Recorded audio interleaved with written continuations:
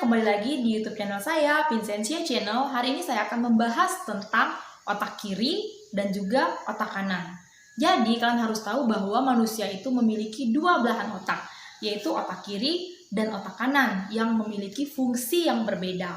Jadi, sebenarnya kalian itu mana nih, dominan kiri atau dominan kanan? Dan lebih bagus mana nih? Lebih bagus ketika dominan kiri atau dominan kanan? Jadi, kita akan bahas sama-sama di sini ya. Biar kalian lebih tahu sebenarnya kalian itu lebih dominan mana nih, otak kiri atau otak kanan.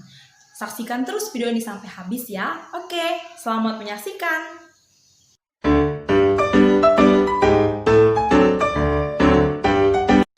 Jadi, sebagai manusia kita punya organ tubuh yang paling penting, yaitu otak.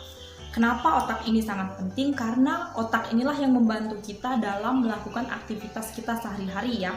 Dalam ilmu kedokteran saja, seseorang itu bisa dinyatakan meninggal ketika otaknya dinyatakan mati. Oh, penting banget kan? Kenapa orang baru dinyatakan meninggal ketika otaknya sudah dinyatakan mati? Nah, itu dia. Jadi, misalnya gini, contoh.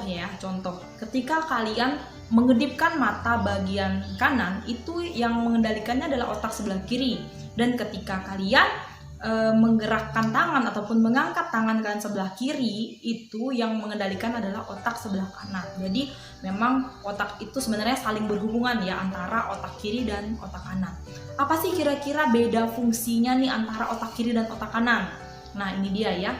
Kalau otak kiri itu memang dia lebih kepada misalnya nih bidang bahasa, lalu hitung-hitungan, lalu menganalisa, terus lebih kepada hal-hal yang detail. Misalnya nih pandai di matematika, lalu fisika, kimia, terus pandai juga hal-hal yang lebih objektif gitu ya, dalam berpikirnya itu juga menggunakan logika. Itu biasanya otak kiri ya, dan itu yang dikendalikan oleh otak kiri gitu. Biasanya orang yang dengan otak kiri ini lebih banyak bekerjanya itu misalnya nih menjadi akuntan, lalu menjadi dokter gitu, menjadi ilmuwan. Nah, itu biasanya adalah pekerjaan-pekerjaan yang biasanya menggunakan otak kiri, seperti itu ya. Lalu apa sih otak kanan? Nah, kalau otak kanan itu dia tuh lebih kepada imajinasi, lalu kreativitas, lalu seni, terus untuk bersosialisasi dengan orang lain, untuk berkomunikasi dengan orang lain, terus dan juga biasanya orang dengan otak kanan itu dia lebih menyukai kebebasan, lebih suka dengan berpetualang dan kurang detail juga gitu ya orangnya, seperti itu ya. Dan biasanya banyak bekerja di seperti bidang seni tadi, bidang-bidang yang menuntut kreativitas tentunya, seperti itu ya.